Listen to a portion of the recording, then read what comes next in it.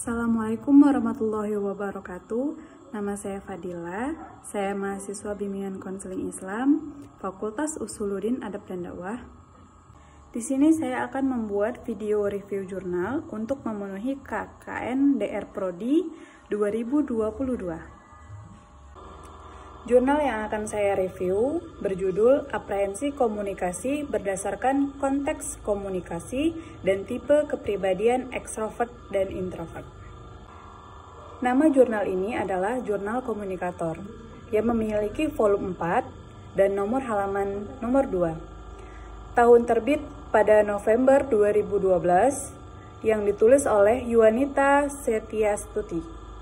Tujuan dari penelitian ini adalah untuk mengetahui perbedaan aprehensi komunikasi mahasiswa, sarjana ilmu komunikasi, Fakultas Ilmu Sosial dan Politik, Universitas Lambung, Mangkurat, berdasarkan konteks komunikasi dan ekstrovert-introvert tipe kepribadian. Metode penelitian dari jurnal ini adalah menggunakan metode kuantitatif dengan studi banding, yang dimana membandingkan antara komunikasi mahasiswa sarjana ilmu komunikasi dengan mahasiswa Fakultas Ilmu Sosial dan Politik.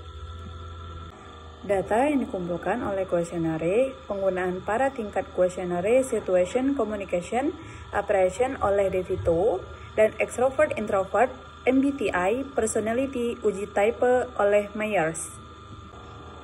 Kemudian, sampel daripada penelitian ini adalah 80 mahasiswa sarjana. Data dianalisis dengan one-way ANOVA dan independent sample t-test. Kemudian, menganalisa data dibantu oleh program SPSS 18.00. Hasil dari penelitian ini adalah ada perbedaan signifikan aprehensi komunikasi mahasiswa sarjana ilmu komunikasi, Fakultas Ilmu Sosial dan Politik, Universitas Lambung Mangkurat berbasis pada konteks komunikasi dengan F11,415 dan P0,000. Jadi, hipotesis 1 diterima. Tidak ada perbedaan yang signifikan dari aprehensi antara mahasiswa komunikasi dengan mahasiswa Fakultas Ilmu Sosial dan Politik, yaitu di Universitas Lambung Mangkurat berdasarkan extrovert-introvert tipe kepribadian dengan nilai F 0,115 dan P 0,734, 0,50 sehingga berhipotesis 2 ditolak.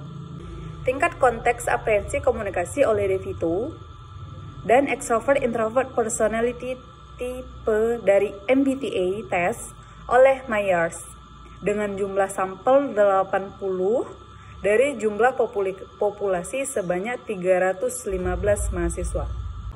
Tipe penelitian ini yang digunakan yaitu studi komparatif dengan meneliti perbedaan aprehensi komunikasi berdasarkan tingkat konteks aprehensi komunikasi dan tipe kepribadian ekstrovert-introvert. Teknik pengumpulan data dilakukan melalui kuesioner dengan menggunakan angket. Teknik analisa data yang digunakan yaitu one-way ANOVA untuk mengetahui perbedaan tingkat aprehensi komunikasi berdasarkan konteks aprehensi komunikasi dan menggunakan independent sample t-test untuk menguji perbedaan aprehensi komunikasi berdasarkan tipe kepribadian extrovert-introvert dengan tingkat signifikan 95%. Analisa data dilakukan dengan bantuan program SPSS 18.00. Jadi, hasil uji hipotesis pertama menunjukkan nilai F 11,415 dan P 0,000. Dengan demikian P 0,000 sehingga dapat dikatakan bahwa hipotesis pertama diterima. Hal tersebut bermakna bahwa terdapat perbedaan yang signifikan mengenai tingkat aprehensi komunikasi berdasarkan konteks komunikasi. Hasil uji hipotesis kedua menunjukkan nilai F 0,115, P 0,734 dan T 0,0004, nilai P 0,734, 050 bermakna tidak terdapat perbedaan aprehensi komunikasi yang signifikan berdasarkan tipe kepribadian ekstrovert-introvert. Dengan demikian, hipotesis kedua ditolak. Dan ternyata di penelitian ini itu terjadi hambatan, yaitu penelitian ini memiliki beberapa keterbatasan, yaitu salah satu diantaranya adalah subjek penelitian yang hanya berasal dari satu kalangan saja, yaitu mahasiswa, sedangkan aprehensi komunikasi dapat terjadi di berbagai kalangan. Oleh karenanya, penelitian ini dapat dilanjutkan dengan mengembangkan subjek penelitiannya dari berbagai kalangan lainnya, baik itu masyarakat umum maupun siswa dan lain-lain. Jadi, hasil uji hipotesis pertama menunjukkan nilai F 11,415 dan P 0,000. Dengan demikian P 0,000 sehingga dapat dikatakan bahwa hipotesis pertama diterima. Hal tersebut bermakna bahwa terdapat perbedaan yang signifikan mengenai tingkat aprehensi komunikasi berdasarkan konteks komunikasi. Aprehensi komunikasi itu sendiri dapat didefinisikan sebagai tingkat ketakutan atau kecemasan individu, baik komunikasi yang nyata maupun yang diantisipasi dengan yang lainnya.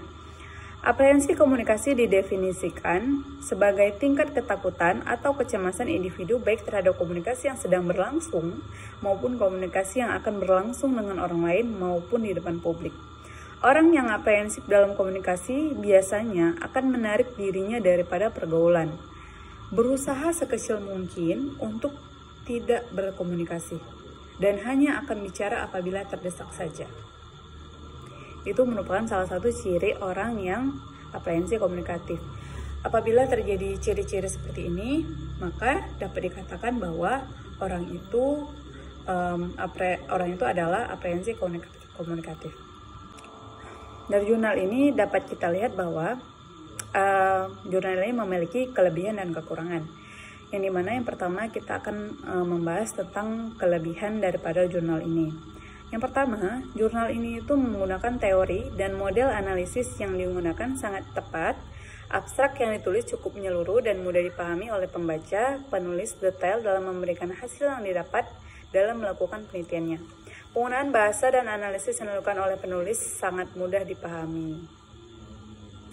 Kemudian, kita akan membahas tentang kelemahan daripada jurnal ini. Seperti yang kita tahu, jurnal ini memiliki keterbatasan seperti yang sudah saya sebutkan yang tadi, yaitu memiliki keterbatasan diantaranya yaitu subjek penelitiannya yang terlalu sempit karena hanya mengambil daripada satu kalangan saja, melainkan hanya dari mahasiswa. Sedangkan aprehensi komunikasi itu dapat terjadi di berbagai kalangan. Oleh karenanya, peneliti ini dapat dilanjutkan dengan mengembangkan subjek penelitian dari berbagai kalangan lainnya.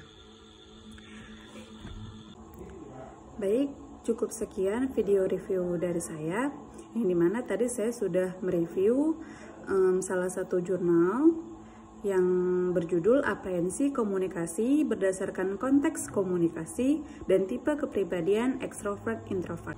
Dan semoga dapat bermanfaat bagi siapapun yang melihat video ini, dan semoga dapat terpenuhi KKN DR Prodi saya di KKNT 2022. Saya pamit undur diri. Billahi taufiq wal hidayah. Wassalamualaikum warahmatullahi wabarakatuh.